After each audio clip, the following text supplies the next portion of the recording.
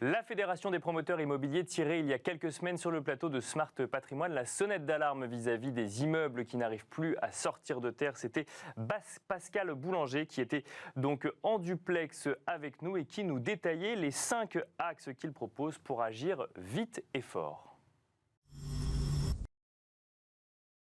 La demande est là, elle est correcte, elle n'est pas exceptionnelle, mais elle est tout à fait correcte.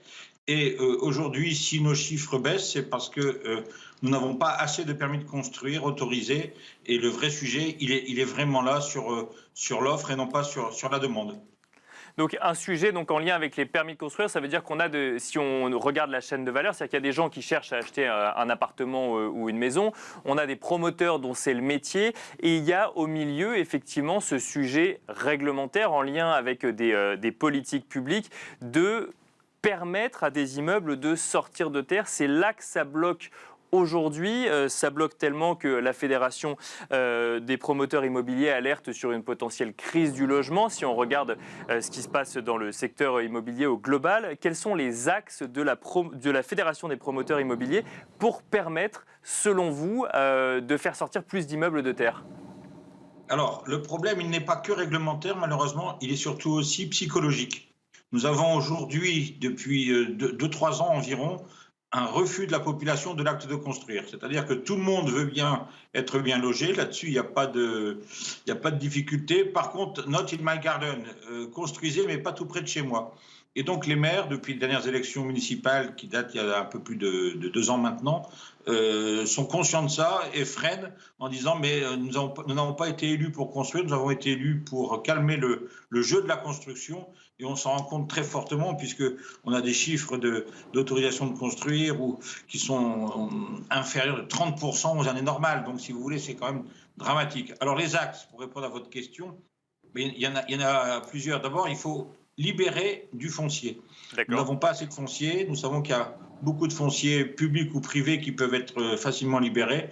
Le public, c'est facile, il suffit de le mettre à la vente, à l'offre, comme on dit. Et pour les fonciers privés, nous demandons s'il était possible d'avoir une fiscalité sur les plus-values inversée. En 2 mots, pour ne pas faire trop technique, aujourd'hui, plus on garde un bien immobilier, plus il est exonéré dans le temps de plus-value. Nous, on demande l'inverse. Si vous héritez, vous achetez ou votre terrain devient constructible, si vous le vendez dans les 2 ans, par exemple, il n'y aurait pas de fiscalité sur la plus-value. Et plus vous attendez, plus la fiscalité pourrait être élevée. Donc ça veut dire que déjà, dans un premier temps... Le deuxième axe que nous avons, c'est inciter les maires à délivrer des permis. Aujourd'hui, les maires n'ont pas, ils vous le disent clairement, ils n'ont pas vraiment intérêt à vous délivrer un permis. Ils ont perdu la taxe d'habitation, ils ont les voisins qui viennent râler, ils ont des sujets de soucis, de bruit, de nuisance pendant les 15-18 mois du chantier. Et après, il faut mettre les enfants dans les crèches, dans les écoles. Donc nous, ce qu'on propose, c'est flécher une partie de la TVA immobilière, 20%, en l'occurrence actuellement, sur les communes. C'est-à-dire que Bercy va nous dire, je nous les entends déjà, oui, mais attendez, nous, c'est une perte. Mais non, comme il ne se passe rien, il vaut mieux avoir 50% de la TVA que 100% d'une TVA qui n'existe pas, puisque les maires refusent. Donc voilà un peu notre raisonnement. Alors attendez, je rebondis là-dessus. Si je comprends bien, donc en fait, le premier axe, c'est trouver finalement, enfin inciter à que les terrains puissent être mis à disposition de promoteurs, ou en tout cas céder à des promoteurs. Et ensuite, c'est agir sur les collectivités locales pour les inciter à délivrer des permis de construire, donc via une récupération d'une partie de la TVA des opérations. Parce qu'aujourd'hui, en fait, un maire qui, par exemple, aurait un souci de logement dans sa ville n'est pas suffisamment incité, selon vous, à faire émerger de nouveaux immeubles parce que nuisance, parce que plus de taxes d'habitation ou autre. Exactement. Il va vous le dire en privé, il ne vous le dira pas de façon officielle, mais il n'a que des inconvénients et pas tellement d'avantages. Donc nous, on propose qu'une partie de la TVA, 20% de la TVA immobilière, soit fléchée sur les communes.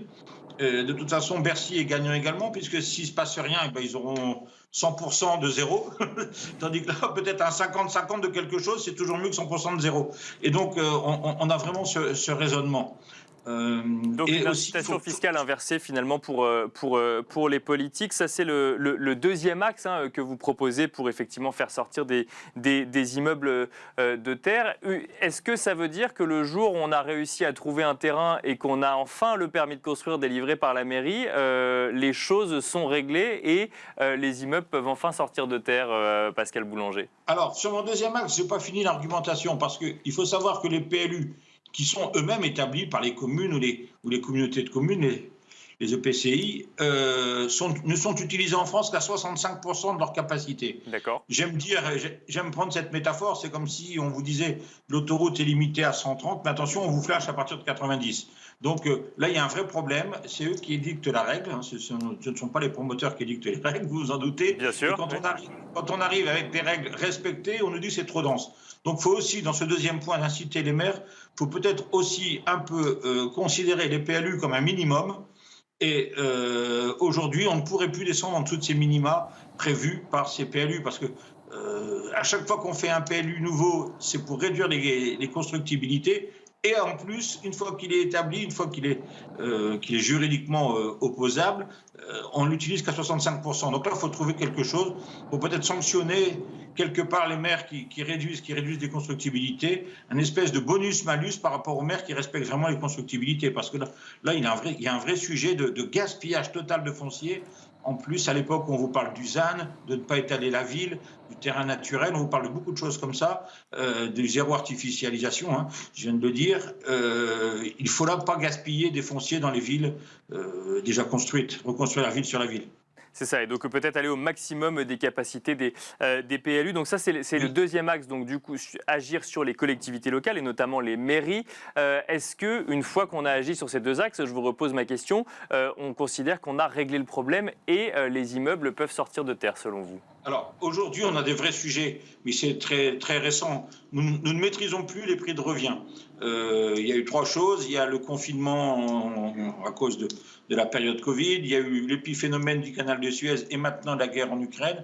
Et nous avons des prix de revient quelquefois supérieurs à nos prix de vente. Donc, nous avons un vrai sujet là-dessus. Et donc, nous demandons aussi à l'État, peut-être que il y a une directive européenne qui a été adoptée dernièrement, je crois que c'était début avril, qui permet, quand on reconstruit la ville sur la ville, d'autoriser les États membres de la communauté européenne de réduire leur taux de TVA. Et donc je pense qu'aujourd'hui, si les TVA 20% pour un bien considéré comme essentiel, je vous laisse réfléchir, bien sûr, baisser un peu.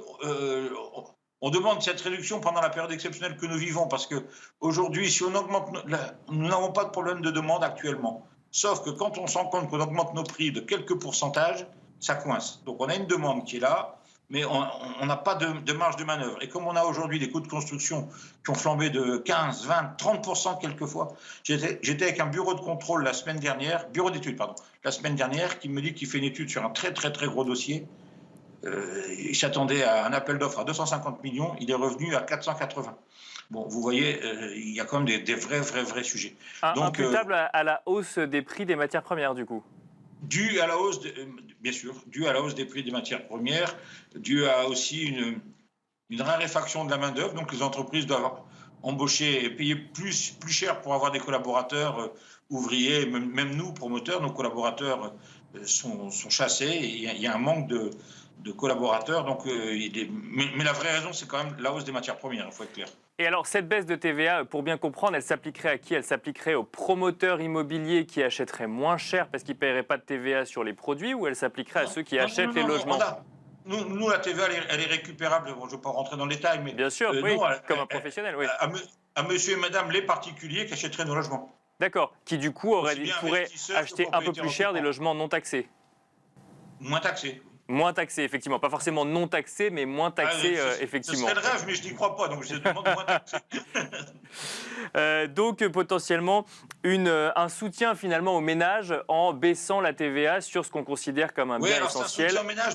Nous, c'est surtout aussi un soutien parce que, je vous dis, pour faire très rapidement, le coût de construction, c'est à peu près 50% du prix de revient dans une opération de promotion immobilière. Quand vous achetez un logement, un promoteur, vous pouvez estimer que 50% est dans le coût de construction. Le reste, c'est le foncier, les assurances, les honoraires, les bureaux d'études, etc. etc.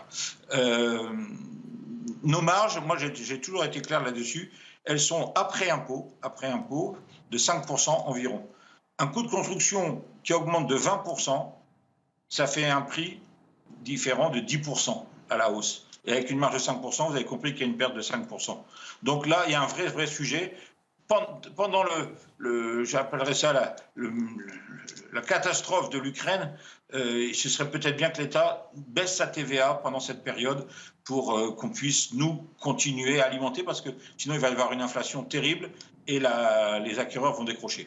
Alors pour finir, Pascal Boulanger, rapidement, il y a également un axe sur lequel je voudrais vous entendre. Donc rapidement, c'est vous militez pour la création d'un statut de bailleur privé professionnel. Est-ce que vous pouvez nous expliquer ce que c'est ? Oui, le bailleur privé professionnel, c'est quelqu'un qui investirait, qui achèterait quelques logements et qui pourrait en faire un métier. C'est-à-dire, il pourrait avoir un salaire, il pourrait déduire les charges comme une activité de professionnelle. Et donc, c'est important parce qu'aujourd'hui… Donc à titre privé, pour le coup. À titre privé, voilà, un particulier qui aurait le statut de bailleur professionnel.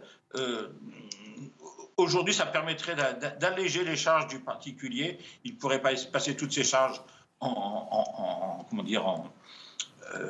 dépenses et ses loyers en recettes pour avoir un équilibre. Et ce serait sûrement une façon d'avoir quelques personnes qui n'ont pas une activité réelle, mais qui pourraient acheter comme ça quelques logements.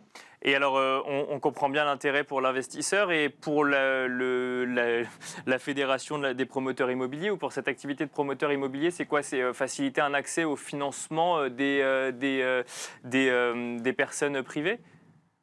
Oui, mais aujourd'hui, c'est surtout trouver des solutions. On ne peut pas admettre, en tant que président de l'AFPI, je ne suis pas très fier des chiffres que j'ai annoncés la semaine dernière en conférence de presse, où vous voyez moins 20 et quelques pourcents, 20,2 de réservation trimestre de cette année par rapport au N-1, moins 30,5% de produits à la vente. Et vous savez, nous avons un chiffre qui nous intéresse, c'est notre offre. Et nous sommes heureux quand un promoteur moyen est heureux quand il a 12 mois à l'offre. Et l'offre aujourd'hui est à 7 mois,7. Nous n'avons rien à offrir. Donc il faut vraiment relancer une dynamique. Voilà, donc c'était Pascal Boulanger, le président de la Fédération des promoteurs immobiliers, qui détaillait ses propositions pour agir vite et fort face aux difficultés de faire émerger des immeubles de terre. Quant à nous, on se retrouve tout de suite dans Enjeu Patrimoine.